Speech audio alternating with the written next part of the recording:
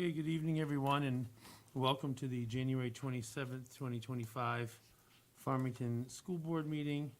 Would you please join me in the Pledge of Allegiance? Pledge allegiance to the flag of the United States of America and to the republic for which it stands, one nation, under God, indivisible, For liberty and justice for all.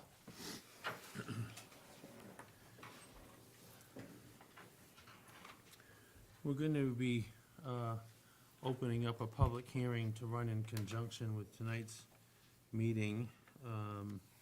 Probably leave it open for the duration of the meeting, close it at the end. So we're going to open up the public hearing. Notice of public hearing. Town of Farmington residents, you are hereby notified that pursuant to New Hampshire RSA 32:5-C, on January 27th, 2025 at 5:30 p.m., the Farmington School Board will be conducting a public hearing for the purpose of the district's receipt of a petition warrant article that reads as following. Shall we adopt the provisions of RSA 32:5-B, :5-B, and implement a tax cap whereby the governing body or budget committee shall not submit a recommended budget that increases the amount to be raised by local taxes based on the prior fiscal year's actual amount of local taxes raised by more than $250,000.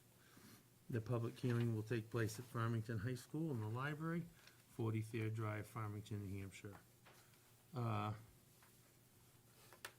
Is there anybody that wishes to speak to that? Mr. Brown?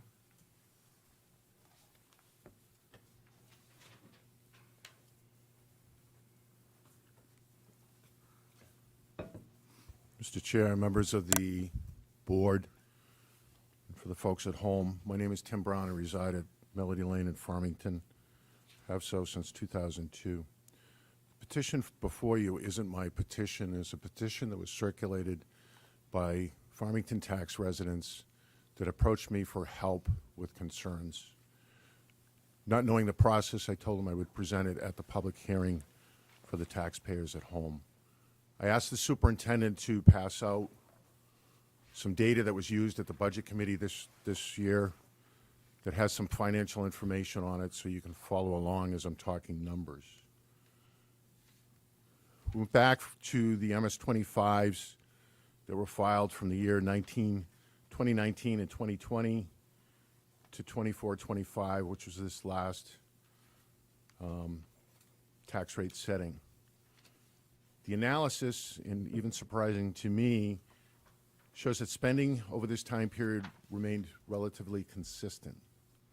Yet the fund balance, which is the unspent money, has climbed over the years. This happens when budgets are increased, yet money is not spent. Enabling a tax cap requires the board and the budget committee to present more transparency to the legislative body that pays the bills. Looking at the 24-25 MS-25 data, if you look at our last year, which was 24-25, almost $2 million was charged to the taxpayers, held for a year and then returned, or expended at tax rate setting. This increases the tax rate, almost $2 per thousand. On a home assessed at $500,000, this is $1,000 that is billed to the taxpayer, held, and then returned. While the district needs a buffer to operate with cash flow, the trends from the 23-24 and 24-25, which are $1.7 million to $1.9 million, need to be reset back to the 20-21-23 settings, which was $879,000, $980,000, $984,000. Fund balance is almost double where it has been in the past, and there really isn't a reason for that. The chairman read the language into the record, so I'll skip that part.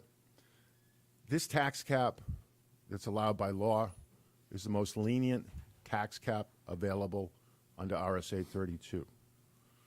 The tax cap by law only considers money raised by taxation. If revenue or adequacy increases, the budget allows for these increases. budget prepared by the school district or in budget committee can increase only the portion raised by taxation by more than the $250,000. To calculate that base, the law allows consideration of what was spent and what was returned the prior year to reduce taxation. The legislative body at deliberative maintain its full authority to decrease, increase, or approve that recommended budget. The vote at the deliberative session by the legislative body is then what moves forward to the ballot. An easy way to accomplish this is to create a Fund 10 budget that meets the tax cap in Article 3. If additional monies are required, generate a warrant article that asks the taxpayer if they wish to override the current tax pact by raising appropriate money for that purpose. This generates full transparency in the budget process and informs the legislative body of those purposes. The deliberative session has the power to move the appropriation as written, increase or decrease it. The deliberative session also has the authority to amend it to zero, which kills the warrant. The key here is the legislative body is speaking. Whatever appropriation is on the warrant moves to the ballot for approval. What the tax cap avoids, it empowers the legislative bodies, the people that pay the bills, to a fully transparent budget that presents increases and needs. It prevents the budget committee from increasing budgets that will never be spent or increasing a body line budget and spending money on that purpose. It addresses concerns this year at the budget committee, such as the concern you don't want to put that in a warrant article as it may not pass. Why would any elected official want to hide something from the taxpayers? It also prevents the school board from allowing hundreds of thousands of dollars in projects without guidance from the legislative body that funds them. And I'll give you some examples. Last year, on June 24th, school board had spent $13,845,240.69. The board encumbered an additional $460,000. That brings the total allowable spending to $14,345,769. The MS-25 shows that $14,670,735.60 was expended. Ladies and gentlemen, this board spent $325,034.91 of taxpayers' money unlawfully. Additionally, the board encumbered $400,460 unlawfully, as those encumbrances weren't secured by contracts prior to the end of the fiscal year. Confirm that in writing with your video camera project, which I'll talk about in a little bit. This money, the $400,460, was taken from the taxpayers. It'll end up being held in return next year. The board allowed a $249,000 camera project to proceed under a flawed process. That contract was executed in July, so it must now be paid for under your current budget. If you've looked at your financials, you don't have that. You're $900,000 over where you were last year at your 6-month period. Additionally, this camera system you've invested in, looking at the specifications, can record voices. The school district's a private campus, and recording must comply with law. It's a felony to intercept voice communications without having consent. Students can't consent, parents must. So a student with a disability, such as Tourette's, that reaches the decibel, is going to be recorded on audio. A student with a disability having a mental health breakdown is going to be recorded on audio. The system is designed as a cloud system with access by the manufacturer, which violates FERPA. The system locks the district into hundreds of thousands of dollars in fees once those software licensings are gone. The district also bought a bus that the board never knew about. Financing for the lighting project never went out to bid.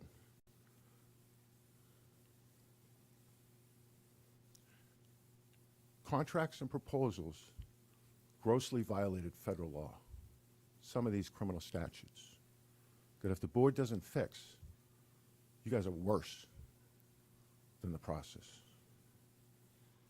Had a review, an opportunity to review the audit. I want to call it pathetic. However, I reserve that description for next year, as I can't think of a worse one. If you think this year's audit is bad, wait till next. So looking at the tax cap, how does the district manage the finances? How do they stay out of trouble and still allow us to provide the educational needs? Number one, you're empowered to take 5% of a contingent, 5% out of your fund balance, which right now is allowable up to $400,000 for a contingency fund. Those are emergencies, such as you saw with your sprinkler system. It's good management, good preparation, because things are going to come up that you didn't anticipate.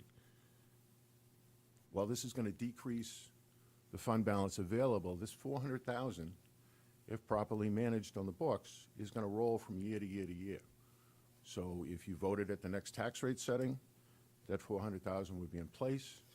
The following year, it's either returned to the taxpayers or on another vote of the board on that year continues forward.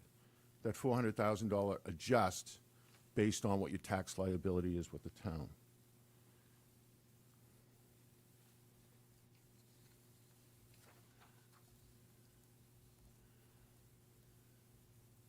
And then if money is spent from that fund, if you did have an emergency, you're not replacing the full $400,000 each year, you're replacing what you spent.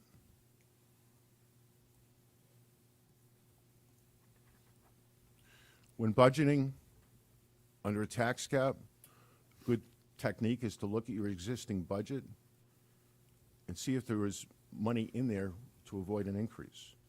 For example, if medical insurance goes up $240,000, what are we not spending and what can be used to fund that? Such things as like a teacher's contract, which is a separate warrant article anyway, but those type of things can be done by warrant article. And it allows you to fund, it allows you to watch your fund balance and get it down to that $800,000 manageable taxpayer liability while still continuing with your educational needs. So what this tax cap does is it commands public transparency moving forward. And Mr. Chairman, if you don't mind, I'm going to quote you on the last election. When those ballots were counted, you said you were surprised that the taxpayers didn't fund the psychologist and they didn't fund the social worker. The taxpayers spoke. And that's what matters in a decision. When we create these god-awful fund balances and spend it without that impact, you lose trust. This allows for the taxpayers' wishes and a meaningful participation in the budget process. Spending money without input is dangerous and potentially erodes the taxpayers' generosity and their trust. It'll also allow the management of fiscally aligned budgets that don't hamper the educational goals of our students, which above all must be the mission. I want to remind you what the tax cap is. Voters of this town have always been generous to the school district. Education is a priority that the taxpayers respect. When the budget gets out of control, you lose that respect and you lose that trust. Thank you.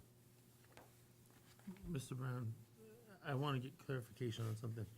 When you referenced this year's audit, you said you just got done looking at this year's audit, you're talking about 22-23 Yes. that was just released. Yep. And did you just say that I was quoted as saying that I, Not in the audit. no, Okay. no, that I was surprised or wasn't? No, at a meeting, you said you were surprised by the vote. That I was surprised. Right. 'Cause that's my interpretation of what you I'd love to see that said. tape. Because Okay. honestly, I think those were the two positions I wasn't surprised about. Okay, because- maybe I misinterpreted you. But the, And one of the things was the psychologist, we had to find a way to Right. fund anyway, because it's special Nope. education requirement. But I may have misheard you, Mr. Chairman, and if I did, I apologize, and if that's what you meant, then obviously that's what you meant, but what I'm saying is, or using those two positions as an example, it's an example where something's not buried in a Fund 10 budget, and it's allowed for the taxpayers to have a voice in. That's the example. I didn't mean to put you on the spot. Yeah, no, but sadly, when you throw a psychologist out there, and we had to because of the way we previously funded it, you still have to find money to pay for that one, not the social worker. We didn't touch that. And if you don't want to answer this, I will appreciate your decision.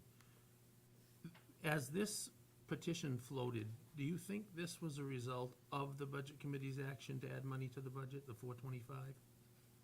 Or was it, I can tell you a lot of that played into it, because the most insulting reference I heard was when the process was, you can come in if you want, I'm sorry. One of the processes that I heard was, the comment of the bus issue. And Doug Scruton, who was not Doug Scruton, Doug Staples, who's the, sorry, Doug, selectman's rep, said, if you're trying to accomplish that, why not ask the school board to put it in a warrant article? And the response was no, because it might not pass. And that is just dead wrong to taxpayer input of transparency. And then the other issues is, been pretty vocal about contracts and what has to happen, told it stopped, and then during the budget process, you hear, well, we're dealing with this company to do a heating analysis that we're waiting for the next board to be seated. You can't do that on contracts over $10,000. It's what puts people in federal prison, because it defeats the obligation to be fair in the world of commerce. And there's plenty of Department of Justice cases on it. If I was still on the job, like I did when a prior superintendent was here, I'd have an affidavit and warrant already drafted for somebody's arrest. But I'm not. Thank you. does anyone else wish to speak to the content of the public hearing?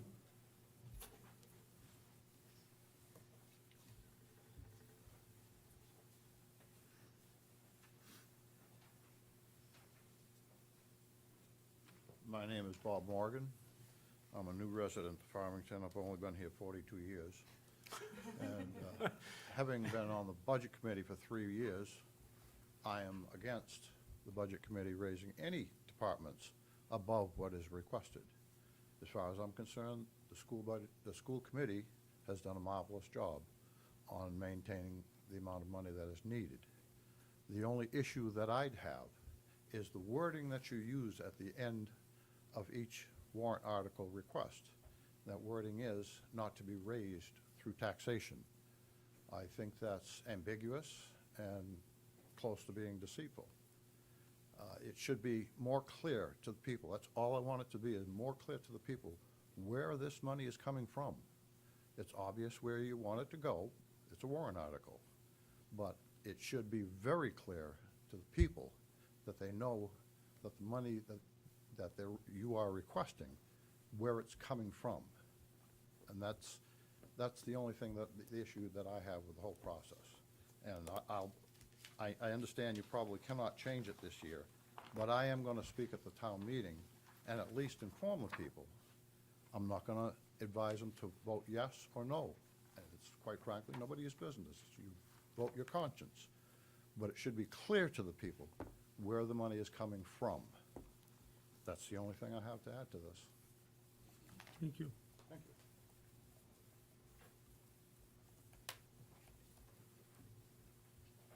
Hi, my name is Leslie Hawking. I've lived in Farmington for 5 years, so I'm a relative newcomer. I did grow up in Dover, though, where they have had a tax cap for several years now, and I do currently work there. In that time, I've seen Dover's taxes raise faster and more than they have in other historical periods where there wasn't a tax cap. So I think we can learn from other towns, including Dover, I'm not just them, who have gone through this process. I don't know that it necessarily has an effect on the taxes, but it does change the tenor of communication when we get into meetings like this. I appreciate all of your time and all of your discussion about the real issues, which I think are, what do we need? What does the school need? What does the school psychologist need? Do our roads need fixing? And where can we find that money? I think those are productive conversations, and it allows us to come together as a community to really make those decisions together where we have to. And the funds need to be raised when they need to be raised. Certainly, transparency is important too. But I think the conversation gets diverted in a tax cap situation to this kind of should we or shouldn't we raise or lower, or should we or shouldn't we override the tax cap? And that feels to me very much like pitting one against another, and really kind of pedestrian ways like taste great, less filling, just to make it a little more like focused on what are the real issues. And I think a tax cap takes us away from some of those productive conversations. So again, I really appreciate all the work that you guys do in having those really important conversations. But thank you. Thank you. Would anyone else like to speak? Or any public participation that's not necessarily connected to the content of the, Mr. Henry? Yeah. I'm curious how a tax cap like this would function, where it's based on increases in the budget and looking at collective bargaining agreements, for example, where the voters approve a contract, the increase for that first year goes in as part of that approval, it's added to the taxes, but then we see the impacts for year 2 and year 3. Year 2 and year 3 would be added to the budget, assuming everything else were level funded. Wouldn't those be added to the budget and start coming out of that $250,000? And when you've got, I think the teacher's contract alone oftentimes is more than $250,000 each year, and the increases. But when you start adding up all the collective bargaining agreements, you're going to exceed that 250. So aren't you essentially cutting your budget every year from a level funded position, let alone any other inflation and costs and stuff? Is that how it would work? I would need to, I'm not the authority on this, but I would think that based upon the fact that it was a legislative body vote to spend that money, that would not be part of it. Now, someone else may disagree. Isn't the legislative vote only for that first year of the contract? And then, Well- because it gets added to the budget, it's just part of the budget for the next however many years are in the CBA. So I know we just talked, Steve, I might put it in front of Eric, just so we get the best answer. Okay. Yeah, if that's fair, and then I can, If we need to vote every year for every subsequent year of that contract, we've never done it right. Right. My understanding of the law is the reason that you put what the cost is for the second and third year of a contract is that they are actually voting on all 3 years of the contract. Is that That's how I understood it. That's the way I've always understood it when I've negotiated in the past. Certainly.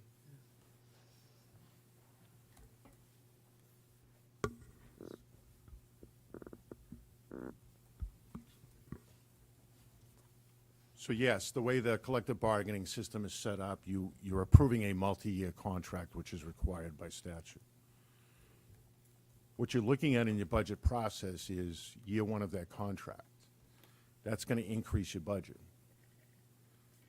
And whatever the deliberative session sets that budget to is what goes to the ballot.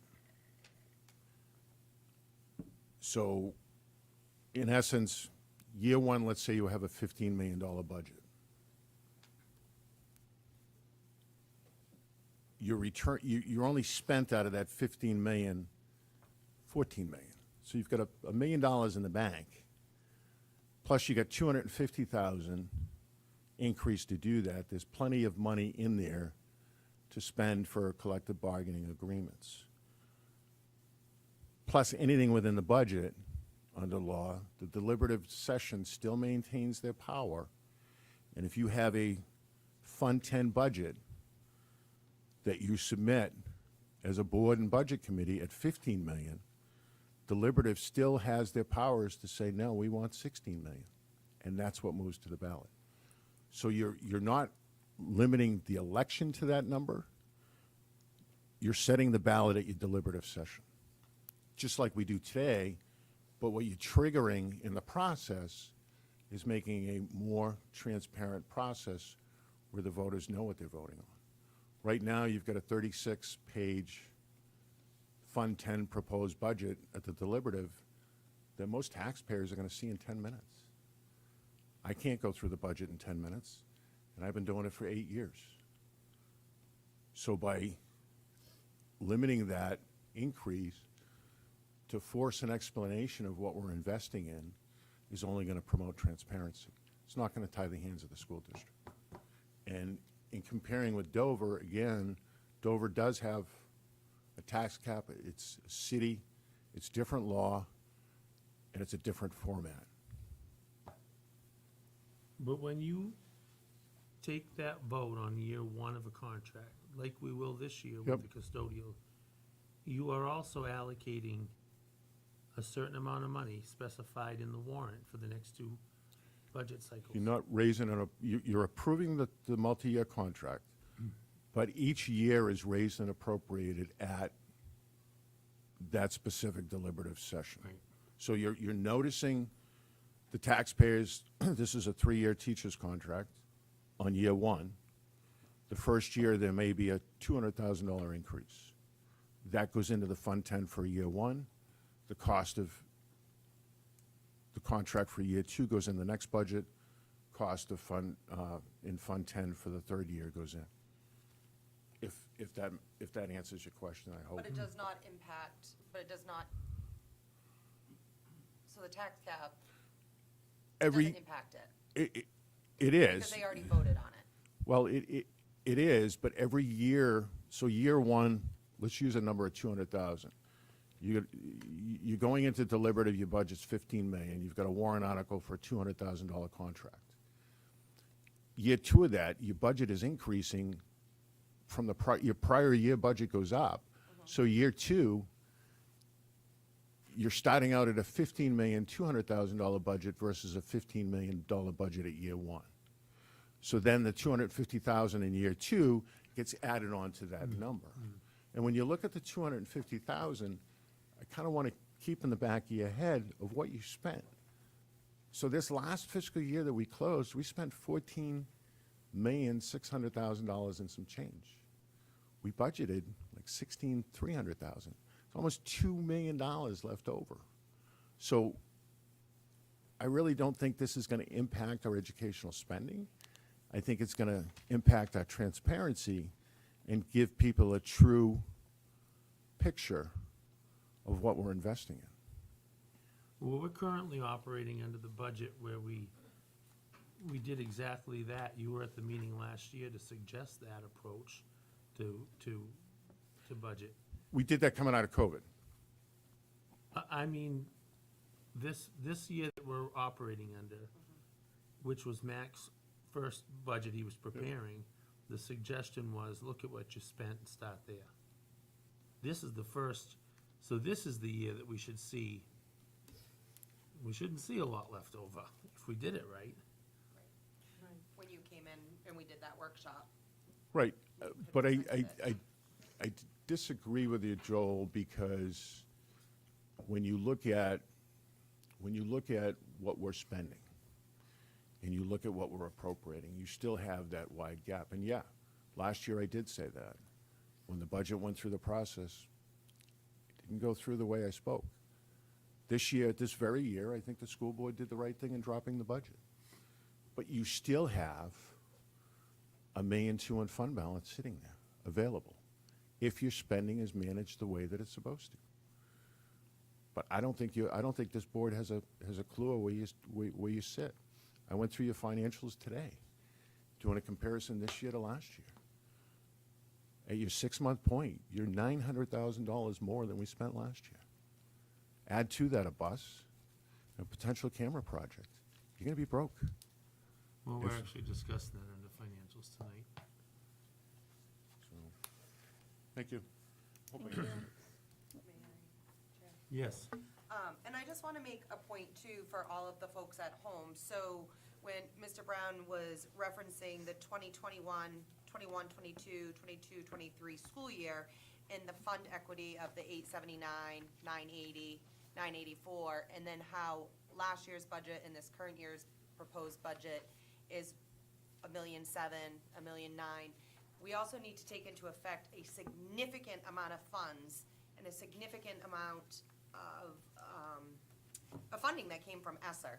So we no longer have ESSER, and that was a huge discussion last year with you, Mr. Brown, and all of your help that you gave us with supporting our school budget last year during that workshop, and just, what we needed to do for that. So I just want to make sure that the folks at home know that, yes, it looks like it has almost doubled, but we no longer have ESSER funds. And that was a significant amount, that was a significant impact with helping all schools, not just our school, but all schools with funding. So I just want to make sure that that's put out there. Not to mention the cost of living, significant increase in salaries, insurance, heat, electricity that we're all facing in our own homes, let alone a school system, so.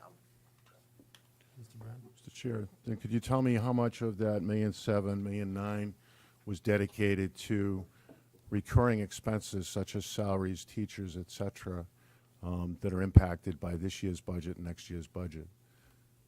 'Cause I'm not familiar with those numbers. So yes, we did receive a lot of federal funding.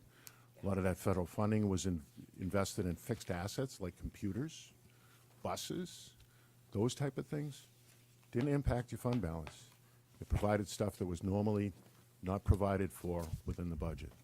Salaries as well, resource officers, reading positions, school psychologist, some special education positions were also came out of ESSER as well. Exact numbers? No, I do not have them, but it was a discussion that we had last year when we were going over that, So- actually with you, right here, when we had all the projected numbers and how we were going to find that Okay. in our. So your last financial impact, your last financial report to this board, but from your finance administrator, in this budget, after Easter's gone away, was we've spent seven some odd $1 million, and our fund balance at the end of the year is projected to be $2.3 million. And you can smirk all you want, that's taken off the video, sir. At the time, yes, I agree. Mr. Henry? If I might ask, because I have a few years on Budget Committee too.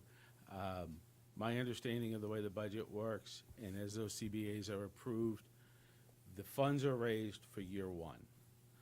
I just took a quick look, rough numbers on the custodial that's on the ballot this year. It's $50,000, $80,000, and $113,000. So the $50,000 from year one is raised by the approval of that warrant. Year two, year three, get added to the general fund. So my understanding is that will get added to your budget. So that starts to eat away at that tax cap. Plus, we have a Paris contract that's in there, unless that's the year one, next time, teacher's contract. I think we're setting up a death spiral where the budget can't keep up with the inflation and the CBAs at that $250,000 mark. I'd ask that you check with DRA and legal maybe and get a better answer for that before deliberative on Saturday, because I'm really concerned about that. That $250,000 doesn't seem to cover those lines. The year two and year three are always estimates, because we don't know who's going to be in those positions 3 years from now, where they're going to be on the pay scale as we bring in new people and things. So they're always estimates. So it's not something the voters can really approve because they don't have a real number. So, thank you. Thank you. Anybody else for anything public? Certainly.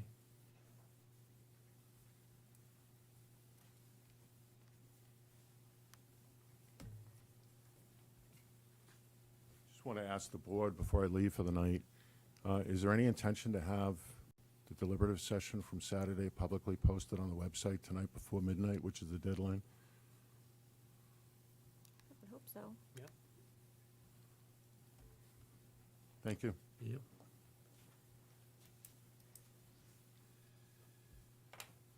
All right. I think there's more public. Just trying to hear you Oh, guys. more public? Oh, come on in. Hello. Yeah, right here, and if, you could just state your name and where you live in Farmington. All right, so I'm Erica LeBombard, and I'm actually representing the rec department. Okay. So I'm actually here requesting possible busing, as Giselle and I have talked about. If that was something that you guys would entertain. The rec has been in a little bit of a pickle, as we have no current vehicle at this time for our transportation for our after-school program. I was hoping that you would grant us until we are able to obtain a brand-new vehicle, busing from the schools. I received an email about this, Yep, and and I replied with, Mr. Dickey needs to Yep. relax his comment on it's all or nothing, because apparently that was said one night at a meeting. I Um, think possibly maybe it was taken a little bit out of context on that one. All or nothing to me means all or nothing, Yes. but What we were Ken's a good friend. I'm not hoping- trying to poke Yeah. at anybody, but we need to make sure we're all on the same Yeah, page. so I think more so what Gil and I and now Giselle have talked about is more of a routine. Yep. Not more of an all or nothing, more of a routine for these kids, because a lot of them, most of our after-school kids are very little. Like, we have a huge group of kindergartners. And for some of them, they do get dropped off in the morning because they're so little. So they do need a little bit more guidance in the afternoon. So getting escorted onto a bus and things like that and having that flow really helps them. So I think that's more all of nothing than more so inclement weather and that kind of discussion. It was just more of a routine, Monday through Friday, 2:15, we go down, get with our kids, as a staff member would be, we're responsible for them, and then load them on said bus, which would be the red bus, the last bus, as we've checked and made sure that there was room, and just kind of go from there, which I would definitely update you guys on where we stand with, have we purchased, are we waiting, are they building it, did we find one? Because per usual, I have to come up with 3 quotes, find this beautiful vehicle that's gonna accommodate us, and get it. So, you have something currently in place. I'm not 100% comfortable with this coming from a public forum discussion. This is something that should be on our agenda. Because it's town, school. okay. You're a department head for the town. We need to sit down with you. Yeah. Perhaps someone else from the town wants to come, Ken or somebody. Gil I see is here, but should be here, and we should be ready to just discuss this a little further. Mrs. Pomeroy has permission right now to extend that courtesy to the rec, but if we're gonna talk about something longer term, I'd like to put it on the next agenda, okay? Yep. Which would Definitely, thank be you. February what, It's next Monday. 4th, Third. 3rd? February 3rd, okay? If that works for you, it works for me. Yeah, can you be here that night? Yeah. Yeah, let's put that right on the front top burner there, so right after our public input, we'll talk Okay. about it at 5:30, Sounds good. okay? All right. Thank you. Thank you. No, you're Thank fine. you. Thank you. Okay, approval of minutes. And we have some sealed ones there as well. Are those the sealed ones? These are, yeah.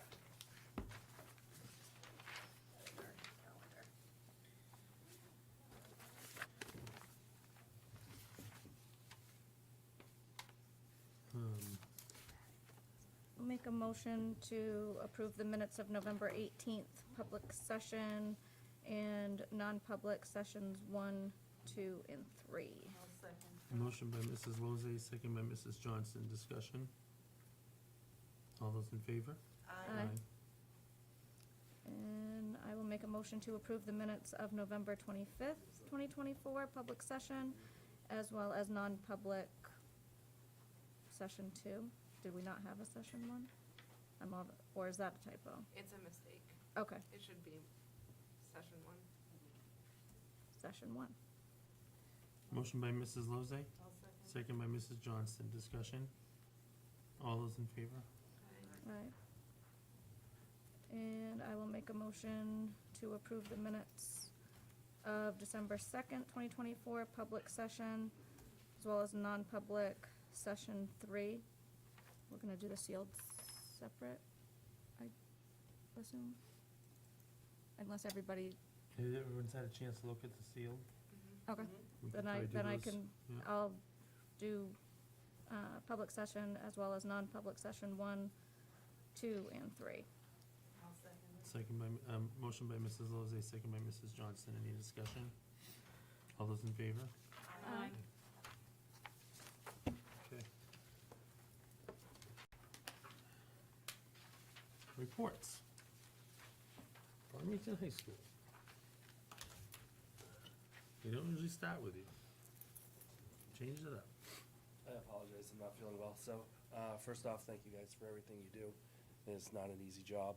I'm sure if people watch this, they can see that. So, especially a job that, you know, you kind of just do instead of, you know, getting paid for. And I know you get paid for seeing the kids succeed, so, but thank you. Thank you. So, really at the high school, what we've been kind of trying to do over the last year and a half is figure out how are we going to improve student success. So the word success this year has really been our focus, our drive. And we've looked at it in multiple ways. So first we try to look at what kind of structures do we need to put in place, at least for at this time, to help students find the success in the classroom. So we included a study hall this year with an advisory to really kind of get students working on some community building while in the advisory, but also having time to sit and look at their work with an A-B schedule. You're really looking at almost 8 classes for a lot of kids, and you know that can be tough on the ones that don't have time when they go home after school, or don't have time pretty much any time.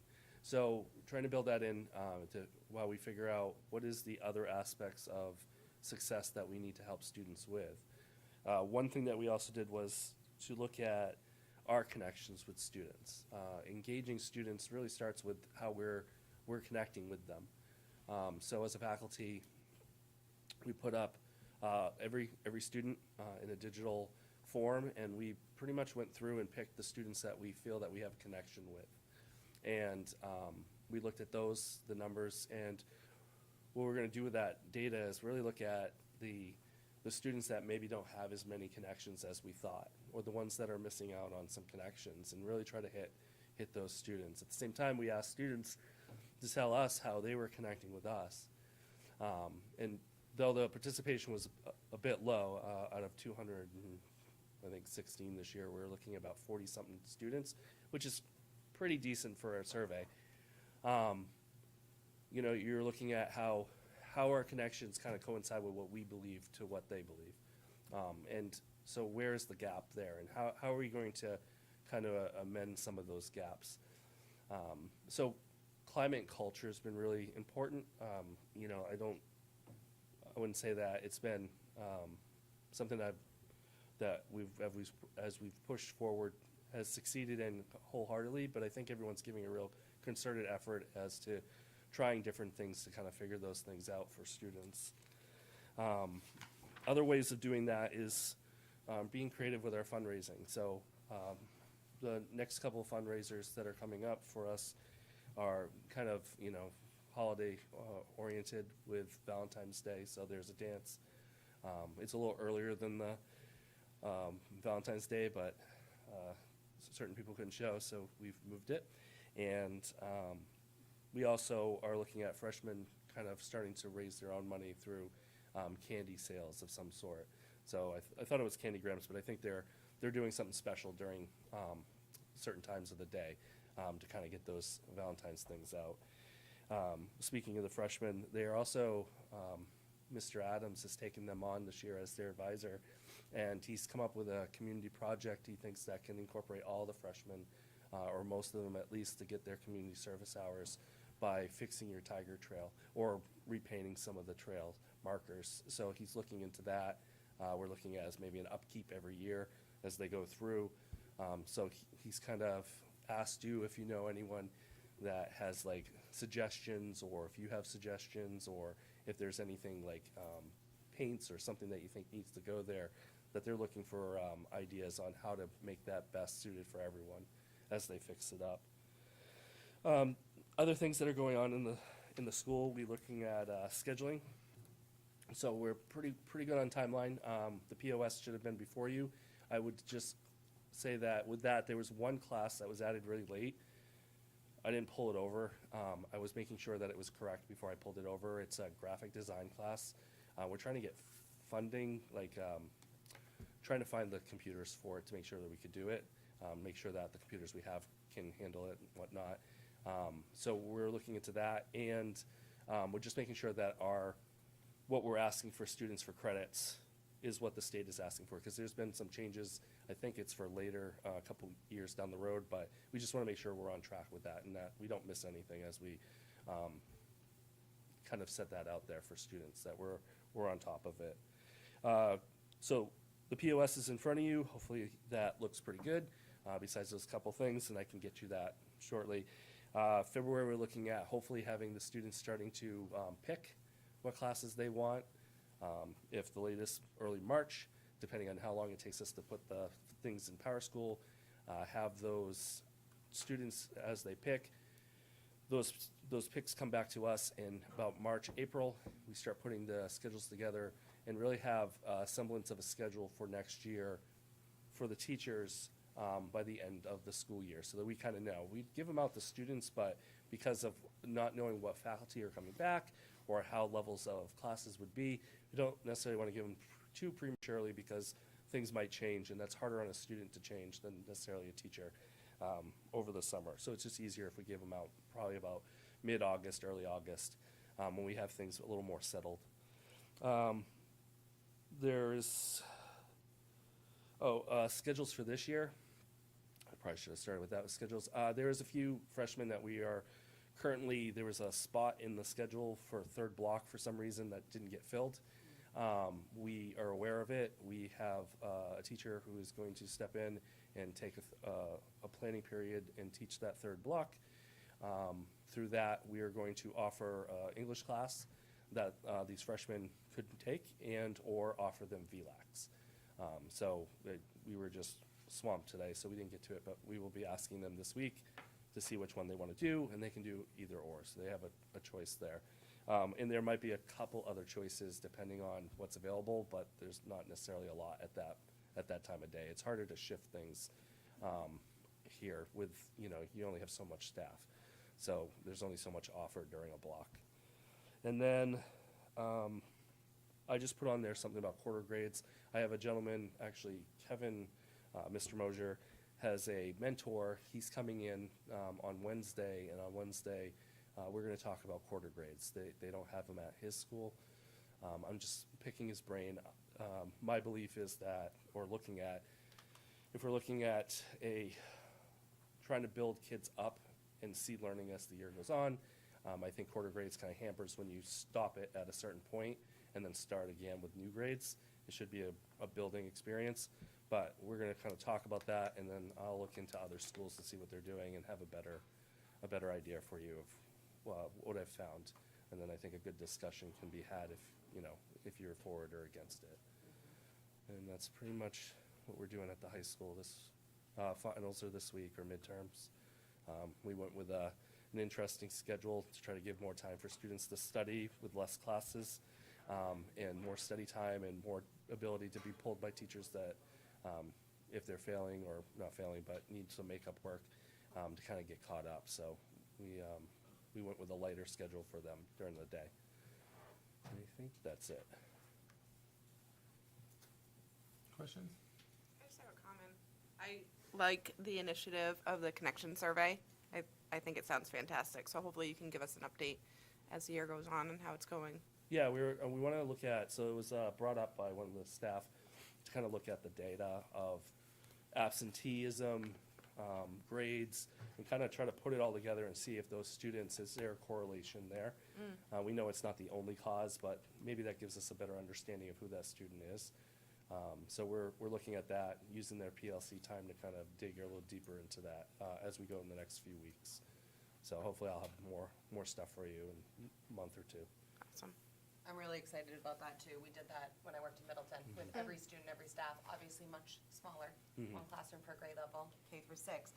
But it was interesting because, you know, as teachers who we thought we had strong connections with, we actually asked the students, you know, some of them were there, but some of them, it was like, I'm like, what do you mean they don't have a connection with me? I thought I did, you know, so it was, but the information and the data, like you said, that goes along with it is really, really incredible. So I'm super happy to hear that.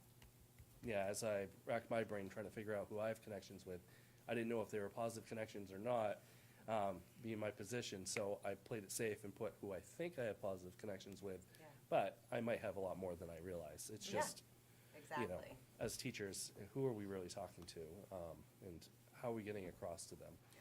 So, One helps you reflect as an educator and as administrator. and so. they asked for it, so the staff really wanted to see that, those numbers, like, who are we missing as students? And, you know, we don't want anyone overlooked. It's hard in a day to talk to everyone, that is true, but, Right.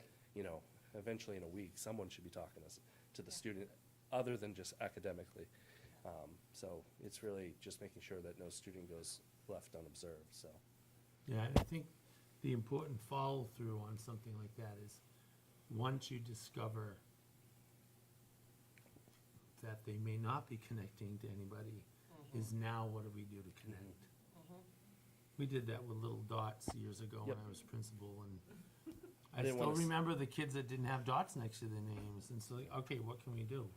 And it was as simple as, I'm gonna have a special lunch with this kid and another kid, and I started getting phone calls from parents, like, I don't know what you're doing, but my kid like wants to come to school more often, and it was no magic potion, it was just that we just paid a little more attention to the kids that weren't feeling, weren't feeling like they had a connection. Well, I mean, just as staff too, like, you feel Yeah. alone in the building, there's not a lot pulling you in. And, you know, I think you see a lot more call-outs with staff that are unhappy or don't feel connected or whatever. So the same could be said about the students. And we know that, looking at some of the data, just offhand by truancy in that, there are some that, you know, are absent a lot. And it's why are they absent? Is there something that we can reach out and maybe and make that interest in getting here? You know, this is a place to learn and, you know, and also to be loved. And we're hoping that comes through all our efforts, so. We need to get more kids in the ambush. I know. That's my next little project, I'm just not sure how to attack I it. was like yelling at them the other day. I was like, you Come on, guys aren't guys. even loud. What is going on?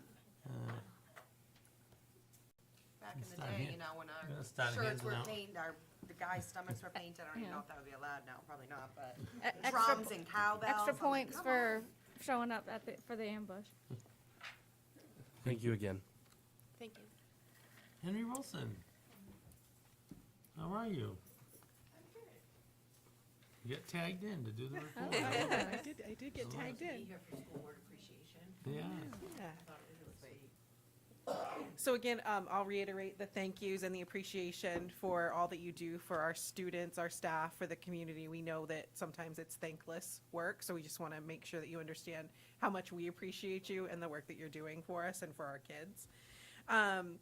Mrs. Pomeroy has shared the report with you, but I just wanted to kind of go over a couple of things. We did have an issue on Friday.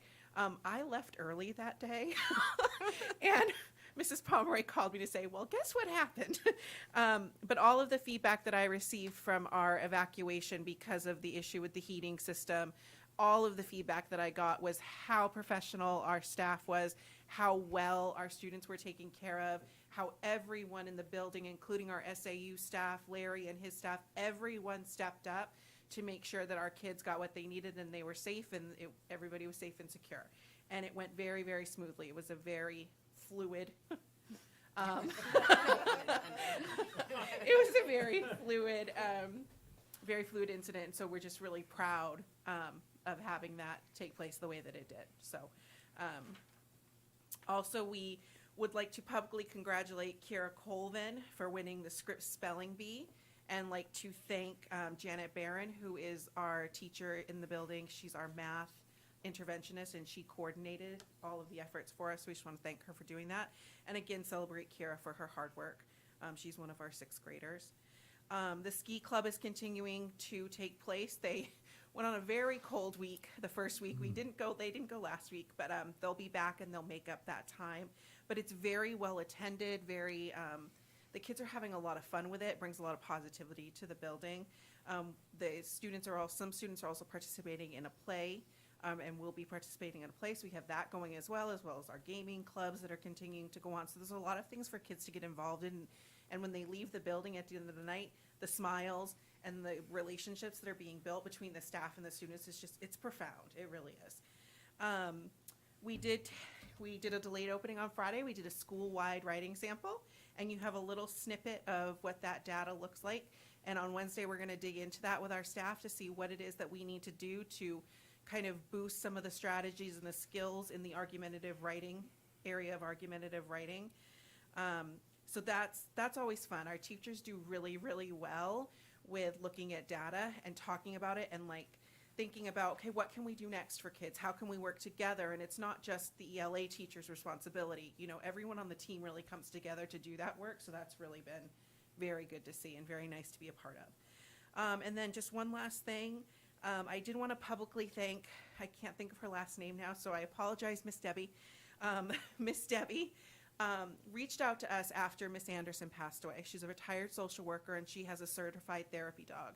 She reached out to us at Henry Wilson and asked if we would be willing to have her and Miss Molly come in to visit. So for the last month, we've been having Miss Debbie and Miss Molly come in once a week, meet with our 4th grade students, and it's been wonderful. Our kids have responded so well to it. It's been therapeutic for everybody in the building, I think. And it's a relationship that we would like to keep going, and in different areas, because there's a greater need than just the 4th grade, so we'd like to continue that relationship as well.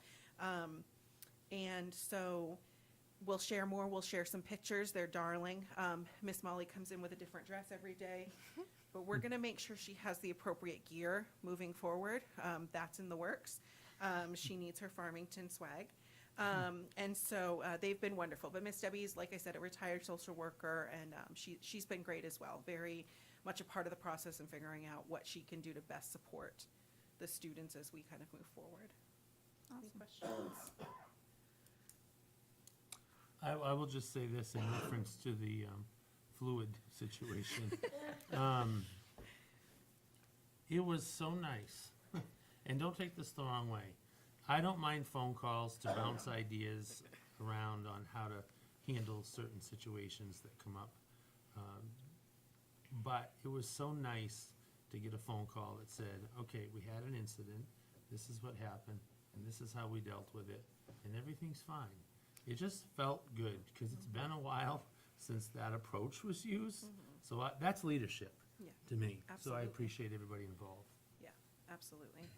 And I think it speaks volumes, I'm just gonna say, it just speaks volumes to the work that Mrs. Pomeroy has put in to Henry Wilson, and it's a wonderful place to be, for sure. So, thank you. Love that. Thank you. I just have to add, the kids, I was sitting in the high school parking lot, I had got here early, and, usually I'm not early, but I was here early that day, and I was like, what are all these kids doing? I was like, oh, they're all, like, middle schoolers, and I'm like, Henry Wilson kids, and, some of them are waving to me, and I'm like, waving back, and I see them all coming down, and I see more and more, and I'm like, it's like the whole school. I'm like, what is going on? I'm like, maybe they did, like, book buddies or something up at Valley View, and I'm like, that's a lot of kids, and I'm like, oh, this is great.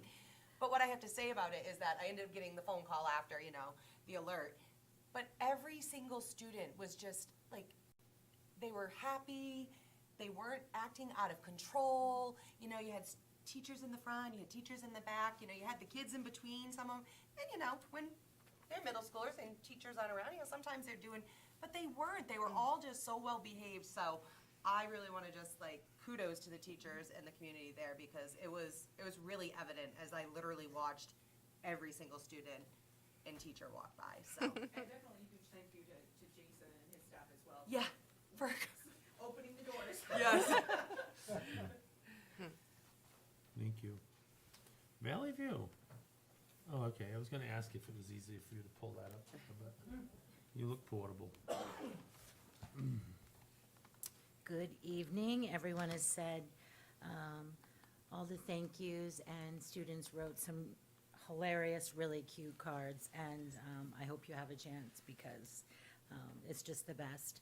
But I just want to reiterate that your leadership role is not one that people just sign up, you know, they're banging the door down to have your position, but it's crucial in helping us, you know, enact our mission and vision. And without, you know, those who are pro-education and know, you know, the ultimate skills our kids are going to need to be competitive and successful, and kind of helping us all share that focus, it's huge. So thank you for taking all the time that you do. And please come visit our school. Mrs. Pomeroy's been there, but it's just, it's amazing to see just strangers. I mean, business as usual, our kids are engaged, they don't even blink an eye. Just, that's the incredible work that's going on, class to class, and it's just unbelievable. Are we in February? So January is just, it seems like it's been a month of testing, our middle of the year, which I get excited for because, you know, we all love to see the efforts of all of our hard work and the kids' progress, and share out and celebrate that. So we've seen some really significant good growth as measured by STAR. And we also did our dibbles and trained all the teachers, and that went exceptionally well. And that's because there's value to actually seeing the reading skills and able to tailor your instruction to help kids become proficient readers. So right now we're talking, I mean, there is a discrepancy between the dibbles results and STAR. We're trying to see where those kind of align, where are the discrepancies. Yes, they're two different tests, but ultimately we want to be using valid testing tools that are going to drive our instruction even, you know, faster, ultimately. So, you know, this is nothing new. We've been talking about looking at STAR. Is it the best valid assessment?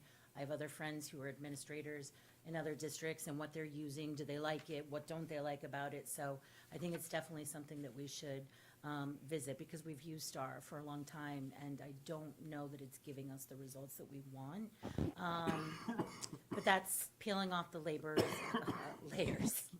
And so there's that. Exciting also that we used a math screener for the first time. The kindergarten is piloting one, similar to the Dibbles having a reading screener, which I attached an article for you that's going to not only become part of the law, but we started this 3 years ago. So Farmington, again, is way ahead of the game in implementing all the tools in reading for science of reading, and now we're being proactive and want to implement a math screener too.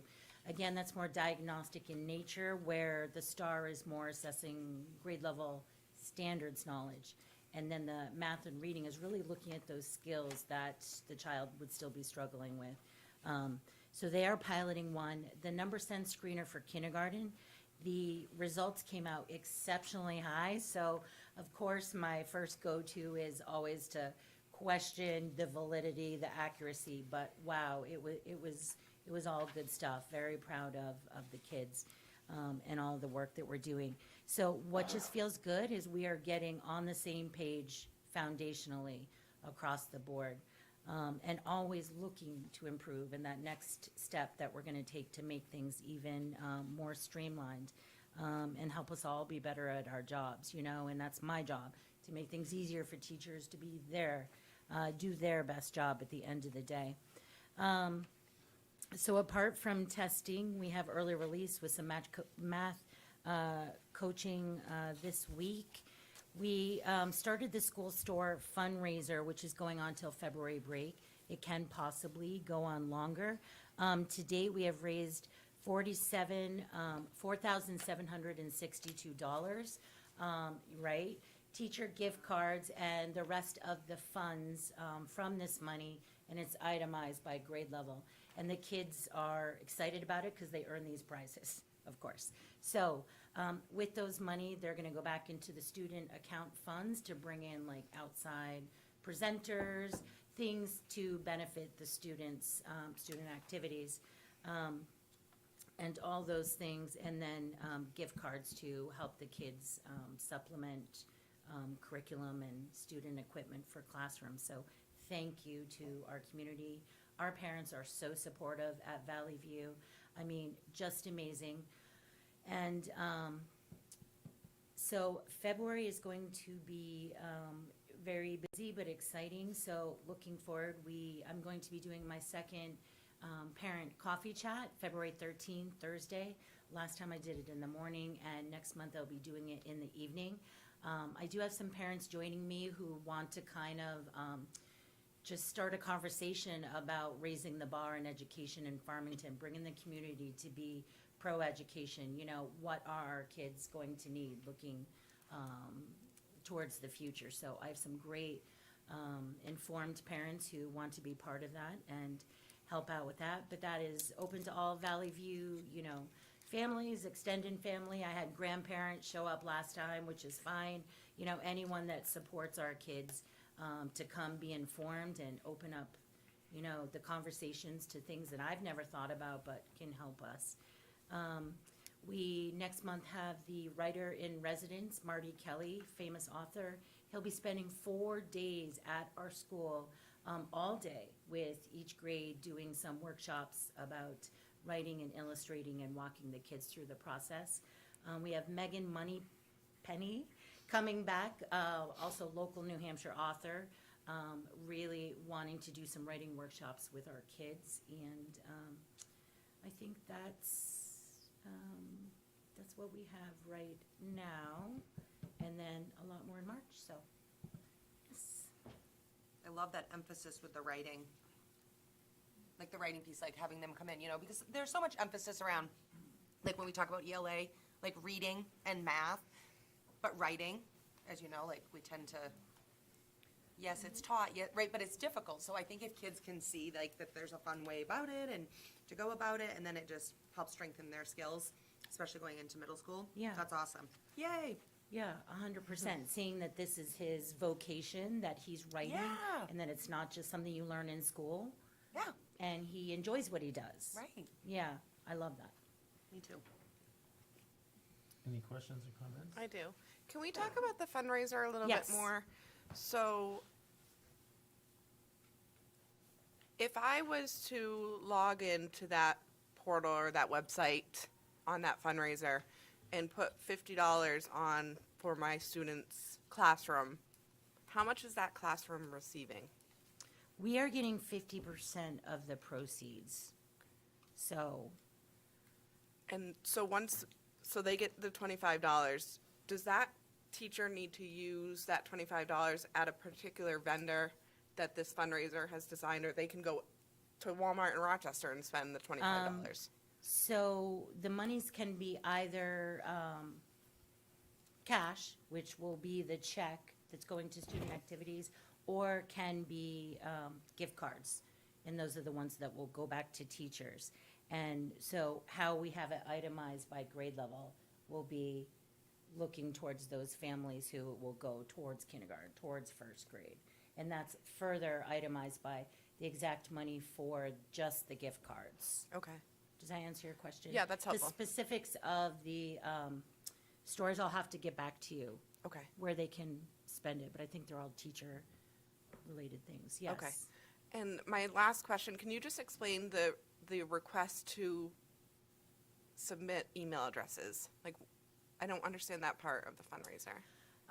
Ms. Walsh, our guidance counselor, has kind of spearheaded this, but I think it's probably to pass on opportunities to friends, family members that you pass on. They get an email of people that could purchase, donate. Okay. I imagine.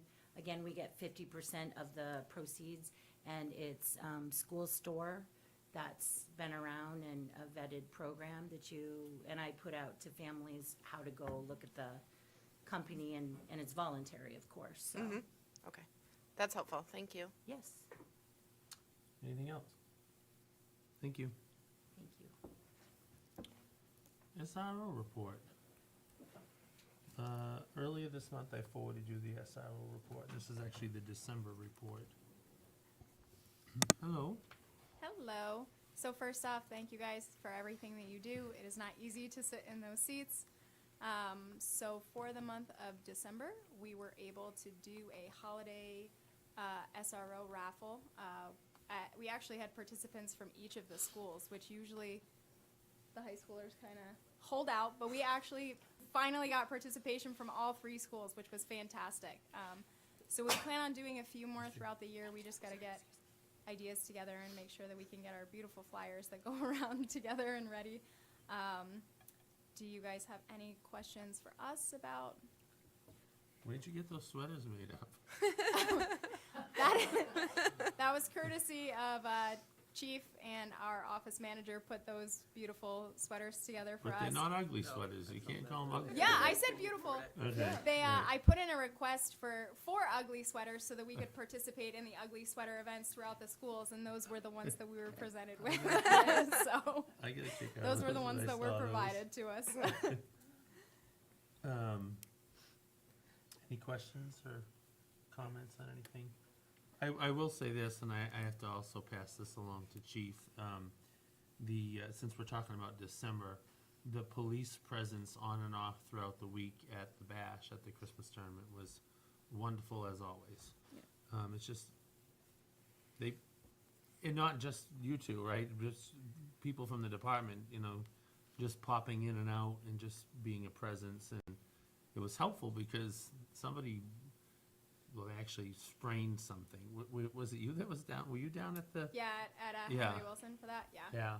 It's tough because at a Christmas tournament, it's very difficult to afford to have a trainer at every game. You'd end up owing money rather than raising any money. So just the fact that you were there made me feel so much better that there was somebody there. And Yeah, no, the guys and gals love going to that stuff, and we usually will put out the schedule, because obviously from the time that we leave, you guys still have games going on, so we'll put Yeah. it out to them, and if they're not tied up with a call, they yeah, like they to pop stop in often. It's Yeah, nice. oh, it's fun for them too, so they Yeah. enjoy it. Good. Thank you. Thank you, guys. Thank you. Thank you. I asked Mrs. Pomeroy to put financials on the agenda because I had a brief conversation with her. I believe there's perhaps a recommendation coming our way in regard to budget and financials and where we're currently at, so it's on there.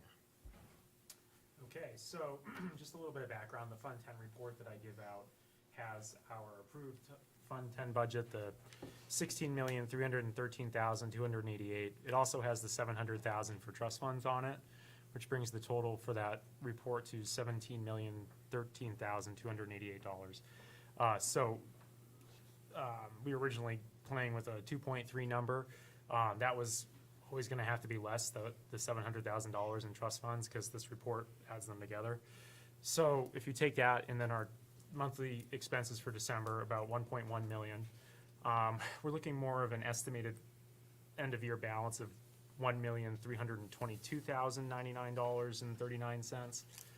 So I sat down and I shared this with Giselle. We've been going through the reports, and we've also been bringing them to our admin team meetings and putting more of an emphasis on report review. And we've decided to recommend freezing this budget at this time. And the reason for the recommendation? Yeah, it's we're to ensure controlled spending, Yeah. that we don't overspend our means, and that we still try to hit our target with the warrant article that you proposed for the deposit into the sped funds, as well as just general good fiscal management. And it's been some time since there's been a budget freeze that the school board has approved. Can you, in a nutshell, explain How we what continue day gets to day. what gets frozen, what doesn't get spent, and what has to be spent? Sure. So right off the bat, anything contractual relating to salaries, union, employees, or otherwise needs to be paid, including all their benefits. Any contractual obligations we have with outside third parties. We have to be able to refill our food service fund at the end of the year to make that, if there's a deficit in the food service fund, to make sure that we bring that back to zero. It has to be a zero balance at the end of the year. So there's some factors here that that we have to make sure we can meet our obligations, as well as having some sort of contingency to respond to an emergency with. And it's things that are not frozen are typically like supplies things that are up for this freeze are your day-to-day supply orders. Things that we can hold off until the end of the year to get a better picture of where the budget's at, to see if we can allow some of those orders to go through, or if there's projects that pop up that need to be done, we can bring those to your attention first. And then at the end of the year, you'd have a better control over that final number, so what portion you'd like to return to the town, if any, and again, trying to get that money into the trust fund for the special ed. And I think it's important to state that not all workshops, conferences, and trainings are contractual. Correct, Okay, correct. because I don't want us to fall into, well, we have to let so-and-so take this online thing, if it's not contractually obligated. No, in essence, it's making sure we're not doing that so we can meet the contractual obligations, yeah. Wisely said. Questions about this? Yeah, I have a question.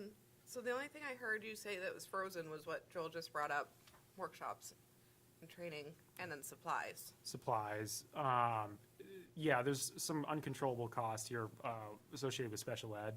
So we consider those costs to be increasing, so we want to make sure we're able to cover those costs, reach the end of the year fund balance, and hopefully have some funds to return to the town and deposit in the warrant article.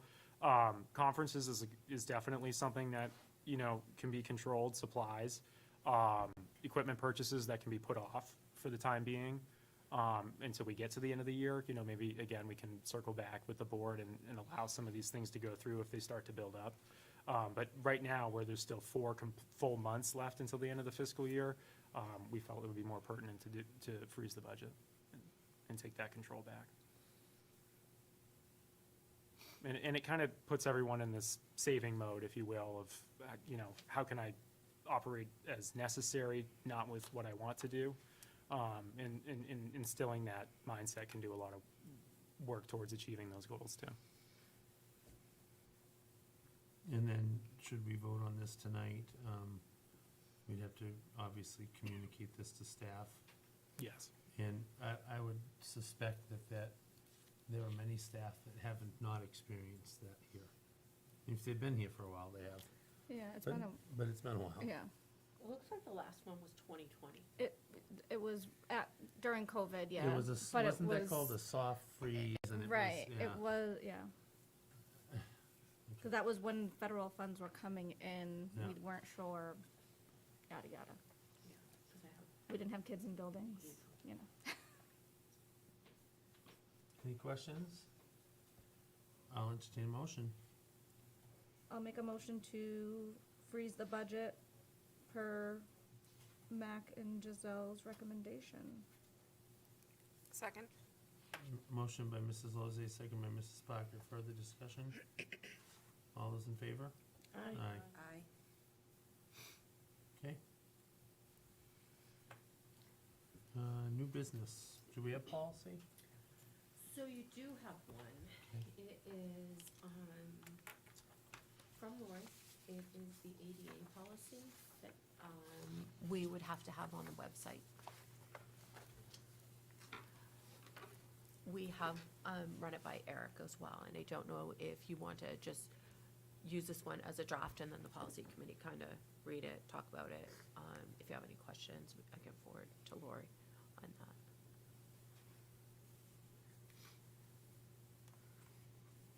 How does the policy committee want to proceed?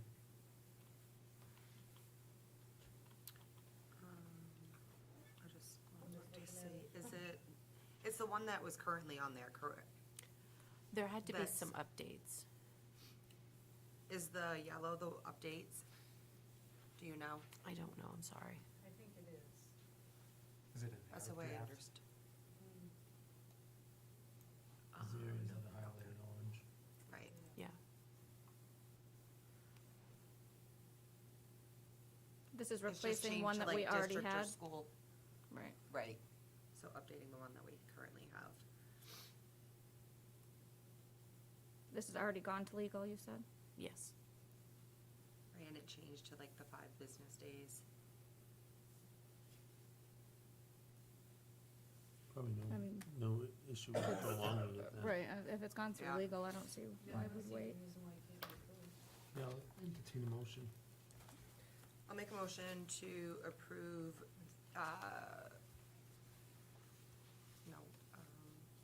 make a motion to, approve the updated, ADA policy for the website, as of today, January 27th, 2025.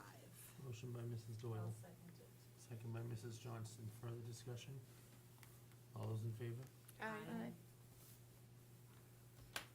I was surprised to see this. I know. School calendar in January. No, it's just early, you know, which is nice. I have no objection. That's what we always used to do ours is in January. I We was haven't like, seen it in hey. January for a while, I don't think. All right, so I've got some things for you to think about. First, I'm gonna give you the New Hampshire suggested school calendar holidays. I don't know if you really want them, but here they are. Okay. So, as you know, we try to coordinate with the Governor Wentworth School District. So that was taken into consideration when creating 2 versions of our 25-26 upcoming calendar. And in addition to that, I looked at our local schools that surround us and what they were doing in terms of professional development, early releases, start days, teacher workshop days prior to the start of the school year. And just trying to think, what are some communities doing and what would be the best for us in between the Governor Wentworth kind of cookie cutter one and what would make best for our community and what our teachers need to be able to do and do our parents need to, they might work in another community. And really, things were pretty interesting out there. Some people start after Labor Day, some people start before, much before. And then the early releases, Pittsfield, every Wednesday was an early release, whereas I believe it was Oyster River had none. So we're just looking across the landscape and seeing what made sense. So we have 2 calendars here. And one of these was thanks to the review that was done this afternoon. The start before Labor Day was proposed around 4:30 today. And so I made 2 calendars for us to think about. The reason for the earlier start in August was because if you look, why don't I pass these out so you can look at them yourselves. So this one is the August start, and this one is labeled September start.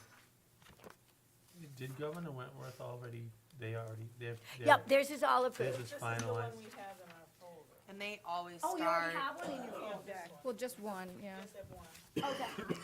and they always start after Labor Day because a majority of their high schoolers Right. work at Are a lot of the working. local Yeah. Well, businesses. I thought that was a strongly recommended thing by Governor Sununu a couple of years Yeah, back. It was. they Yeah, started but- before I retired, they started going to after Labor Yep. Day. And Maine, I think, consistently does that. Because prior to that, we always started 25th of August or around there. Right. So either way we look at this, the real conundrum here, or the reason for it, was if you look at the December dates for the holidays. If we go with our version of starting after Labor Day, we have 1 full day on December 22nd and an early release on the 23rd. There was a question brought up today about having the students come in just for a day and a half. But that leaves us short 2 days. So we could put them on the end, and I don't believe anybody wants to go to school into the 20s if possible, right? Or we could put 2 days earlier in August. So that is what your calendar for the later start, the earlier start, looks like for you. So the professional development days have been bumped to the week before in the calendar. And the new staff orientation has been moved back to, what is it, August? I don't know. 23rd. 23rd. That Friday.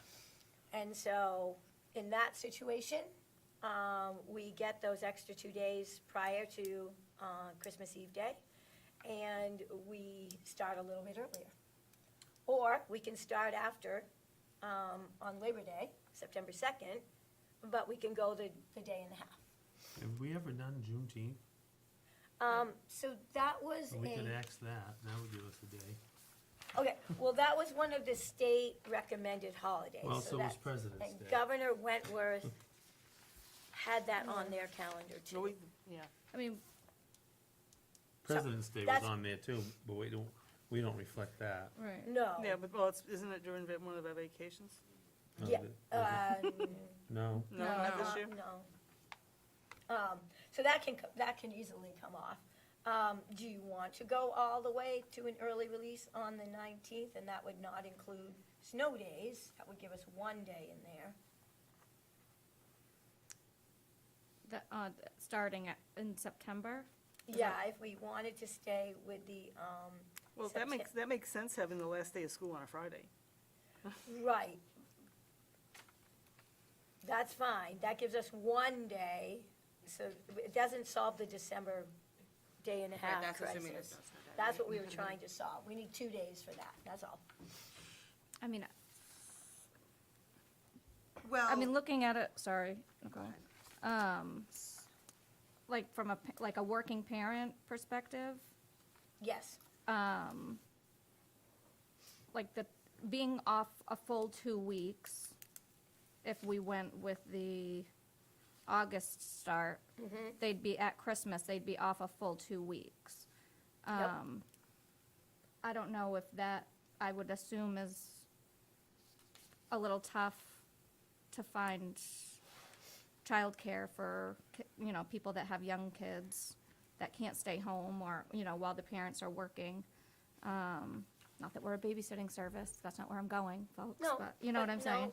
we have to consider all of these well, things. I hear what you're saying, Stace, but honestly, if we went with the September start and went in December, it's 1 day and then it's, my opinion, it's a pain in the, you-know-what, especially early release day. Right. So it's really only the difference of 1 day, because they're gonna Right. have to find childcare arrangements For, for that early release day. right, So it's really that 1 day, the 22nd.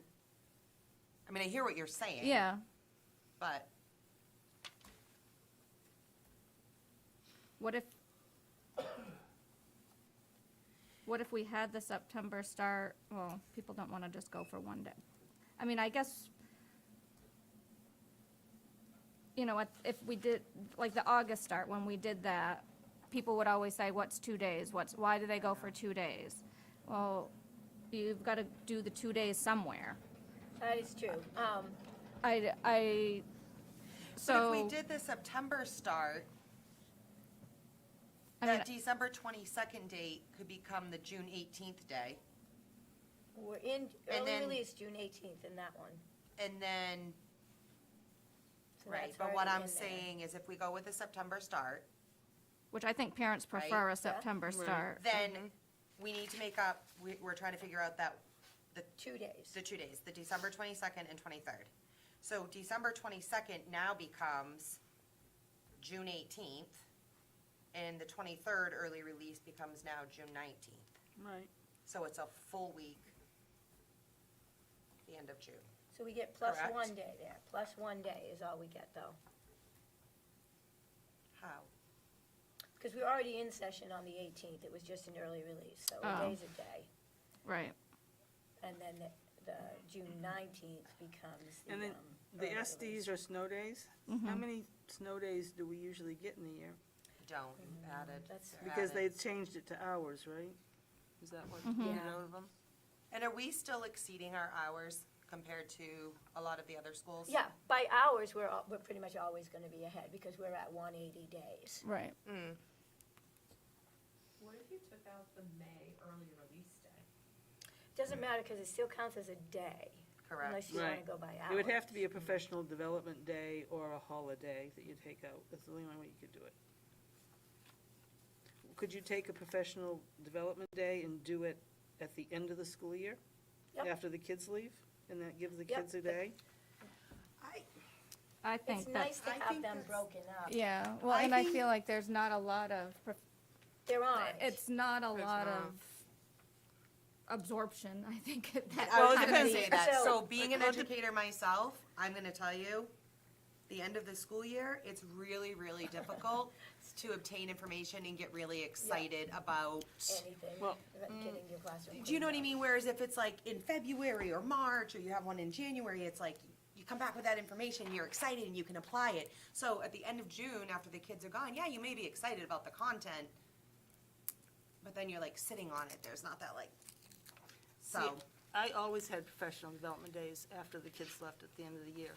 One day was where we did all of our staff development plans. We had to have those all turned in and everything approved and all of that, and we met with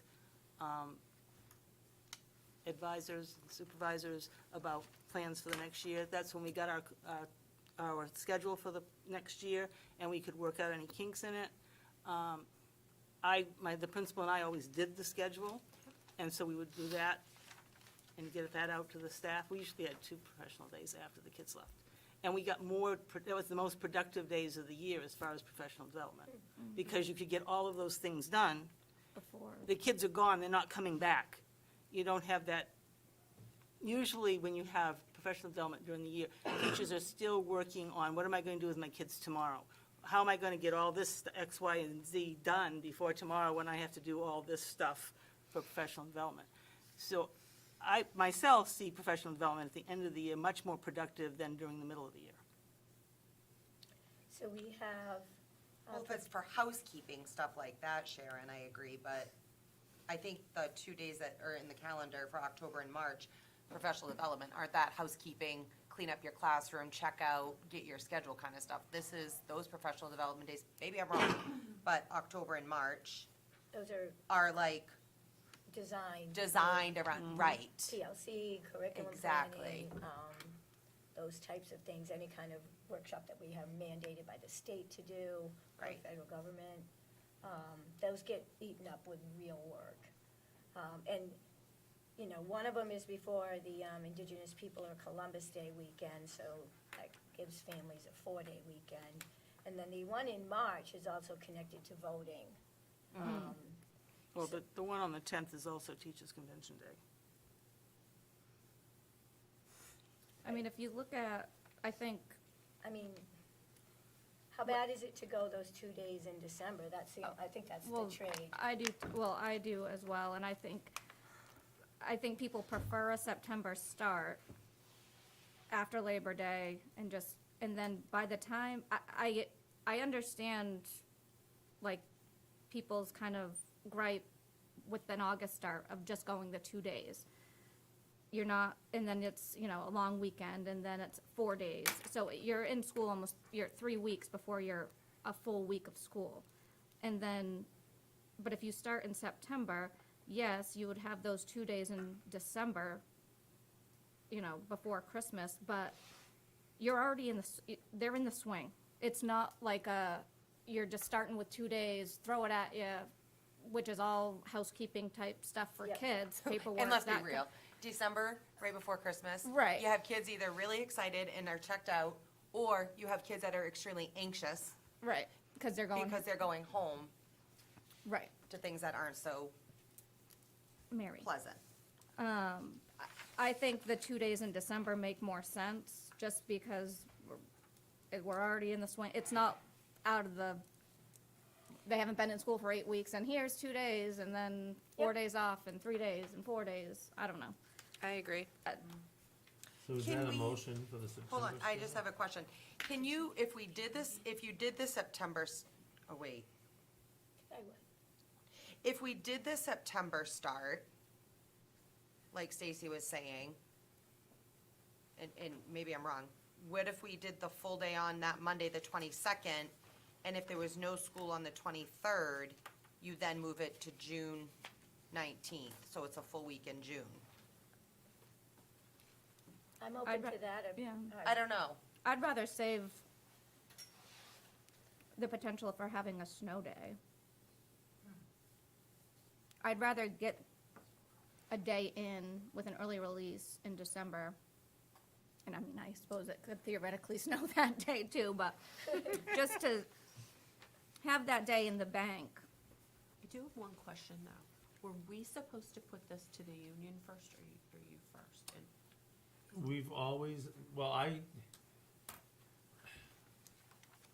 we should probably do like a first read tonight. Right, yeah. That's what I was thinking. Because the, And the hone in on union which doesn't one have to we like. approve it, They but it's just- always been our practice to let them look at it and Yeah. have some feedback. yeah, okay. Okay, so, first read, we You guys wanna have, take a vote for a first read? You comfortable doing that? Yeah, first read, that's fine. I mean, Ultimately, I feel like you guys are the professionals. And Well, so that way the we know which committee, one we're right, you sending know? to the Right. Yeah, union. the September start, we can, I mean, I'll make a motion to present the September start calendar to the union. Motion by Mrs. Lozay, Second. second by Mrs. Parker. Any discussion? All those in favor? aye. Aye. So let's see what we get for feedback. sure, I'll get this out tonight, and hopefully we'll have something by next board meeting. Yeah. All I mean, right, and personally, everyone, ultimately, all I feel like building whatever you principals guys had their feel eyes like- on it. Yeah, all righty, well, super. And thank you, because you've been open to all sorts of suggestions and putting it together last minute. I was gonna say, on the Thank you, fly, it Kim. seems. No You worries. did a lot of hard work, thank you. No worries at all. I just wanted to clarify one thing. So Okay. originally, the September start is what was in our board folder. Yes. But then this August start, you said, was a After, change I got after feedback from building leaders in terms of how do we think our attendance will be on those 2 days before December, is what the concern was. I agree. I think, I'm gonna be honest with you, I think parents, you're gonna have very low attendance rates. Because they're gonna think it's just a day and a half, and they're gonna go and choose to do their vacations and start their vacation early. So again, I just wanna reiterate, I strongly feel whatever the committee and the building principals and admin feel is appropriate, I'm good with. You guys are working it. Yep. All right, well, thank you, and you know what? I feel remiss. Thank you for all you do. Everyone else, thank you, and look at me, Thank you not for your hard thanking work. you. What is it? Program of studies, who's doing that? Oh, Yeah. It's so close. You were so close to getting out of here It was today. also early for this. I was Yeah. surprised. so you can't do the program of studies without a calendar. So, and we really wanted to get all those pieces going, so, Wherever Do we you have a wanna. draft program of studies to look at? yeah, it's in your It's in your folder. Yeah, it's in folder. our folder. Oh, It's in your folder, You can, yeah. you can sit or stand. Okay.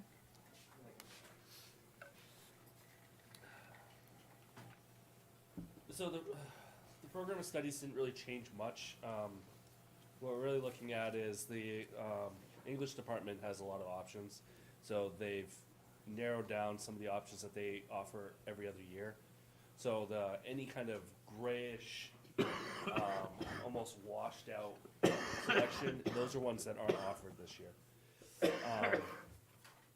And then really what we're looking at is just making sure that we're up to date with anything that the state has changed for rules coming down the line.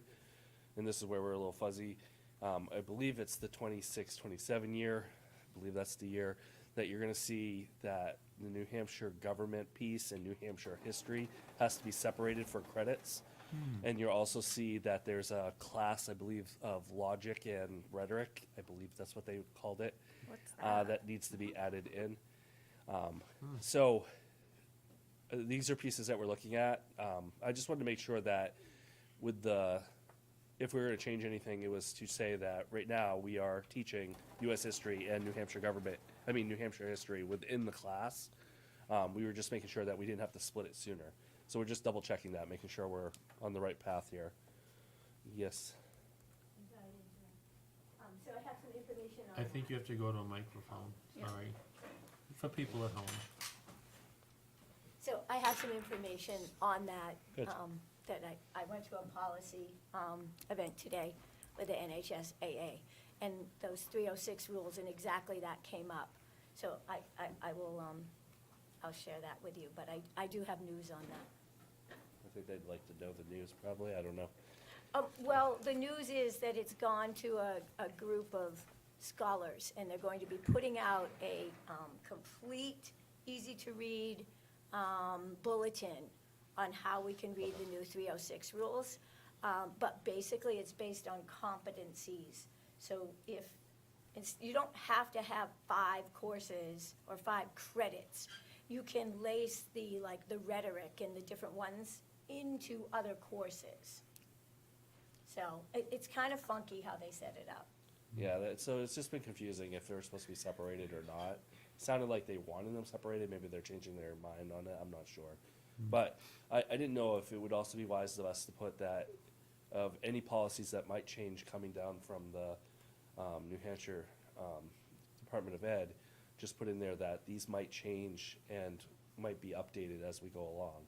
Yes. It's kind of a living document. I know it's only yearly, but 2 months from now, they might put something in that they think is very important, and we just have to make sure that we're covering that. So, I don't know if you mind if I put that disclaimer. I put it on for our handbooks because you guys change policies.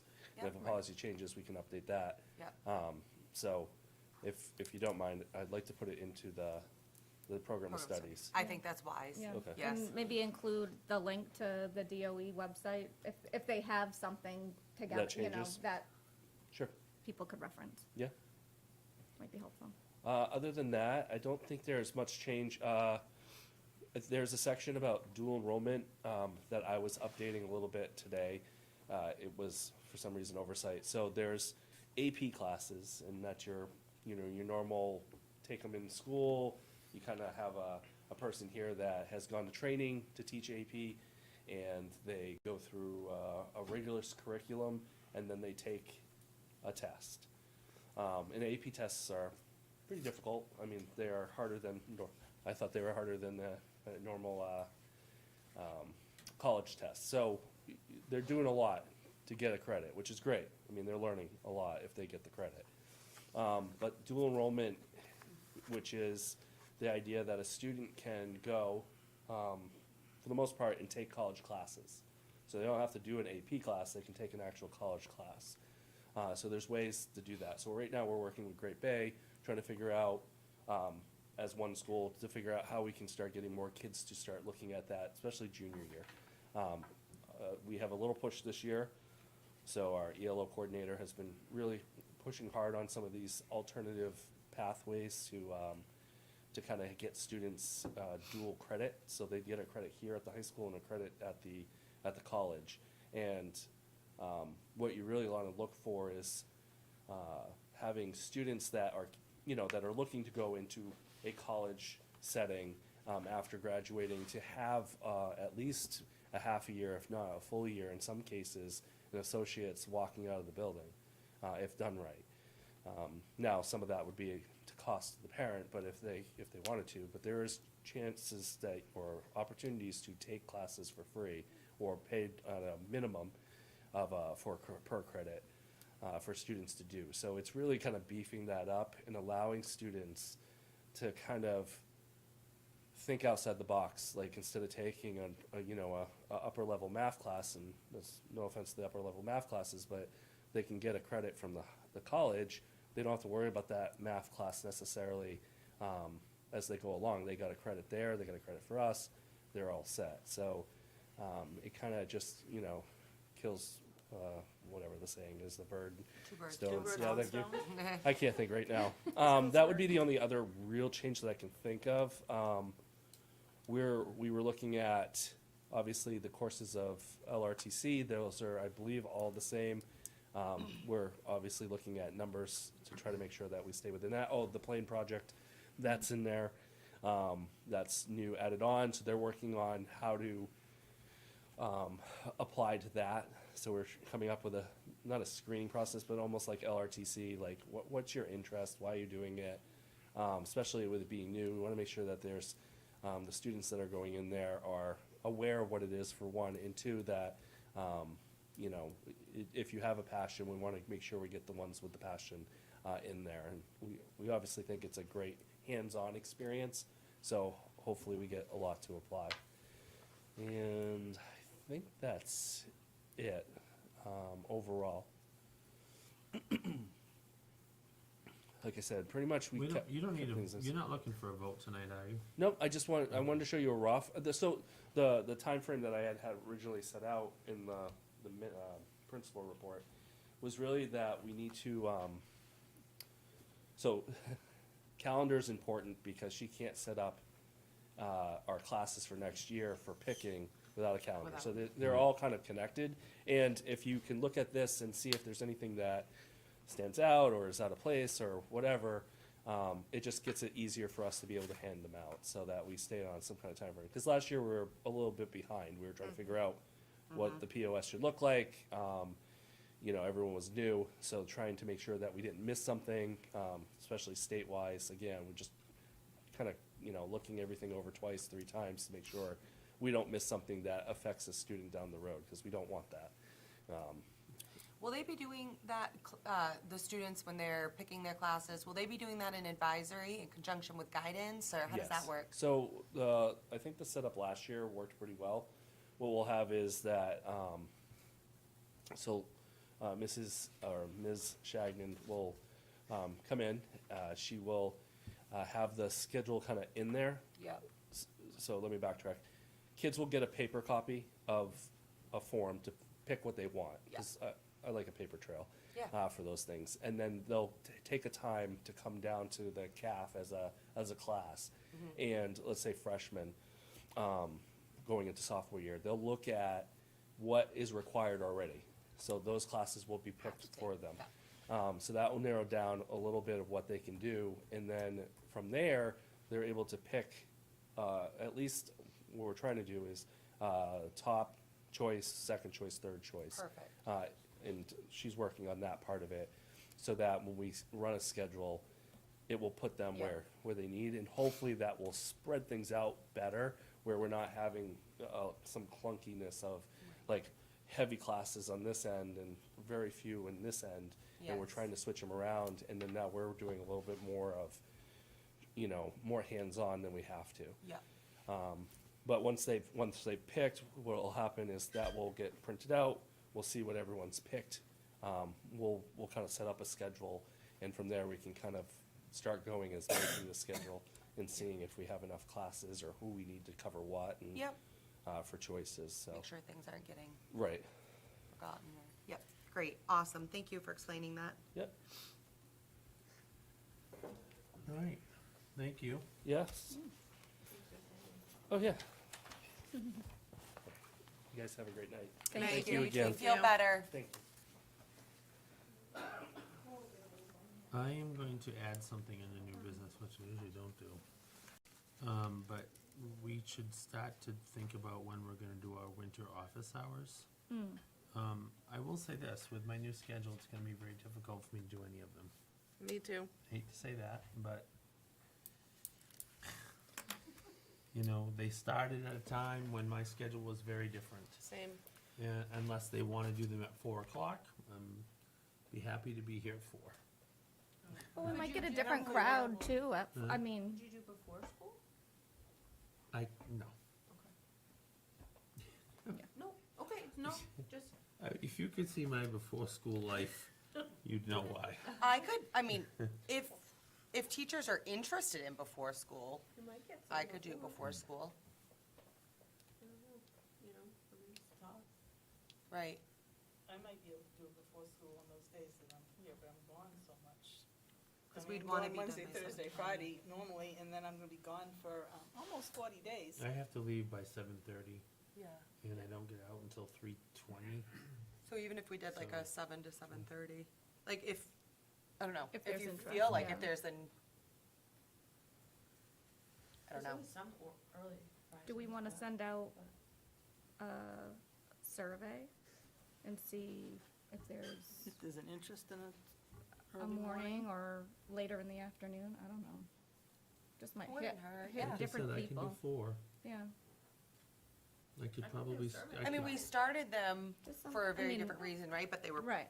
then we realized that they were, it was nice and the Right. staff was asking for them, so. I mean, I can I still would do love to whatever. continue. so, I yeah. can too, I guess I'm just, we're flexible, Right. so if we wanna put it out to the staff, I mean, it's their time and their time's Right. valuable, so whatever, Whatever, yeah. I can do a survey for you guys and. Yeah, have that ready, perfect. Okay. Come back for next, Monday, so we can put it on. yeah, that'd be next awesome, and Monday. then we can put it on. Yeah. Thanks, Giselle. And just so folks are aware, I also did get an email from David Plord, who's the new town Moderator. school.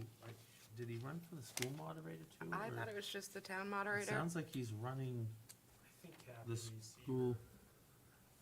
It sounds like he's gonna run deliberative. Yeah, he did last year. So, Mike was, no, Mike, was that deliberative?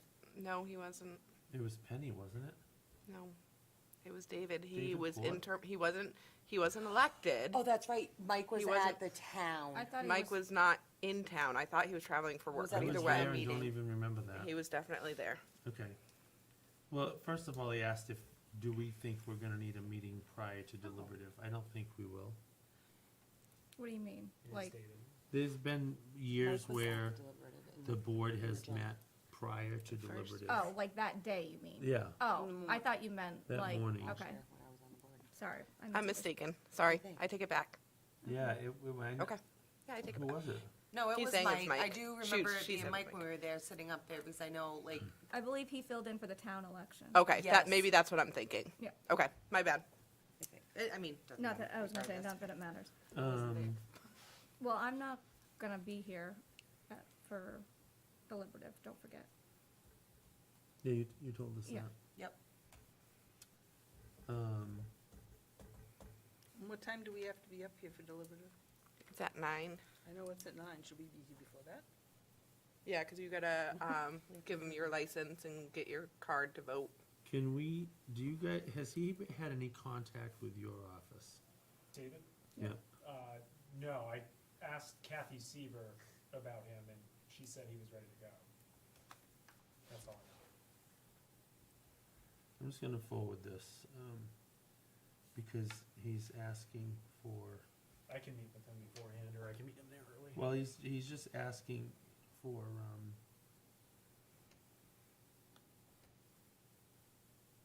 what is happening?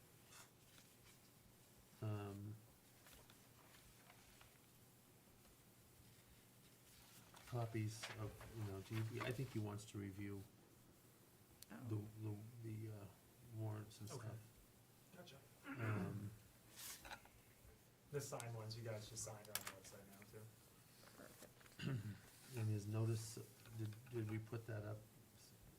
What Mr. Brown suggested needs to be up there tonight? Yeah, I just have to go, I already posted these other ones, I have to go repost them with your signed version, and I gotta go post one at the actual place where they go vote. Stick one on the door for now, I couldn't get in there today, so. According to legal counsel, we do need to have another public hearing on this Yeah, I was thinking about the town meeting. prior to election day. Within 30 days, yeah.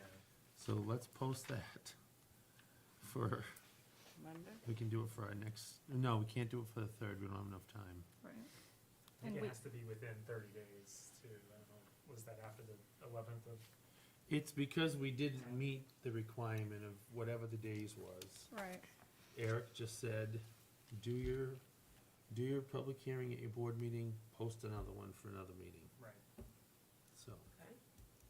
So if we do, well, then our next one is. This Monday, this next Monday. I know it is, and then the next one after that's what, the 17th? And I'm gone. Posted for, I guess, for the 17th. Yeah.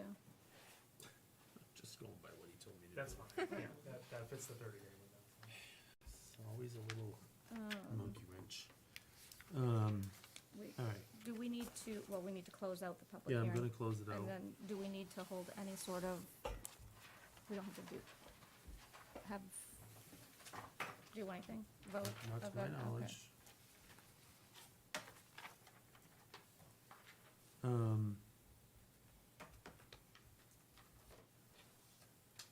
Have we been in touch with Eric? Eric had originally told me that he was out of state for deliberative, but that we would have legal. Brianna's gonna be there. Oh, it's gonna be Brianna? Okay. Okay. I just confirmed with Cool. him tonight too, so we're good. And we'll make sure we have all of our, and who's doing sound? Steve back there? Are you doing the deliberative? Yeah. Okay. I'll have a second person, but. That's right, you're gonna bring Jade in, right? Do you also do internal sound? Yeah. You, okay, Thank you, Stephen. thank you. And we'll have all of our copies of everything that we need. Yes. Okay, so is there, I'll just call anybody else from public that wants to speak to public input in general, or to anything to deal with the content of the petition warrant article? Okay, hearing none, I'll close the public hearing on that. We'll post for the next one at our next, at our February 17th meeting.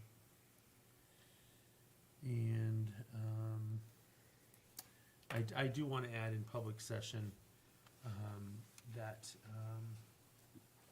and I probably could have brought this up on Monday, but next Tuesday, at our home boys and girls basketball game against Sunapee High School, we are doing our annual salute to those who serve. It's usually a very touching evening where we honor veterans, active military, first responders, and police. I've invited both departments, police and fire, Farmington Fire and Rescue. Got word today from the opposing school, Sunapee High School, that one of their coaches, I don't know if it's the girls' coach or the boys' coach, is actually a police officer in their community. So it'd be kind of cool to watch his team present him with a service pin on behalf of what we do that night. Gary Mosier, the commander of the Legion, will be here, as well as Alan St. Louis, who's sang the anthem here before. He's the world record holder for Most the times. most national anthems sung. He's done it everywhere, so it's kind of cool. So that's February 4th. And that ceremony is approximately at 6:45 between the girls and the boys game. Other than that, we have manifests. Do we have manifests? Yes. Oh, they're over there. Oh, thanks. And our next meeting will be Monday the 3rd. That's gets us back on our regularly scheduled meetings. I'll entertain a motion to go into non-public session 1 under RSA 91-A:3, 2A, B, and C for nominations and resignations. So moved. So moved by Mrs., who was that, Parker? That was me. Johnston? I think. Oh, That was and- me and Johnson and Sharon. the other two of us. Miss, just I'll one. give it to Mrs. Johnston, second by Mrs. Doyle. All those in favor? Aye. Aye. Good night, folks. Thanks for